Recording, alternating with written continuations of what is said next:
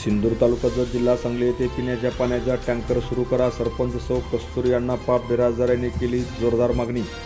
सिंदूर तालुका जत जिल्हा सांगली येथे गेल्या अनेक दिवसापासून पिण्याच्या पाण्याची जोरदार टंचाई सुरू झाली आहे। ग्रामपंचायतीने गेल्या 15 दिवसापूर्वी प्रस्ताव दिला असताना सुद्धा महसूल विभागाने अद्याप टँकर दिलेला नाही। त्यामुळे येथील नागरिकांचे प्रचंड मोठ्या प्रमाणात हाल होत आहेत।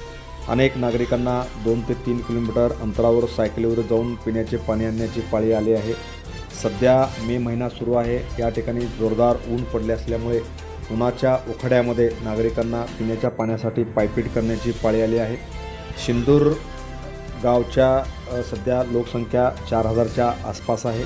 त्यामुळे या गावाला पिण्याच्या पाण्याची जी पाईपलाईन आहे, जी विहीर आहे, सध्या पाणी नाही। त्यामुळे येथील नागरिकांना प्रचंड मोठी पायपीट करावी लागत असून तातडीने या गावासाठी पिण्याचा पाण्याचा टँकर सुरू करावा, अन्यथा येणाऱ्या 4 दिवसामध्ये तीव्र आंदोलन करू असा इशारा ग्रामपंचायतीच्या सरपंच सौ कस्तुरी अण्णापा बिराजदार व त्यांच्या सर्व पदाधिकाऱ्यांनी दिला आहे। Press the bell icon on the YouTube and never miss another update.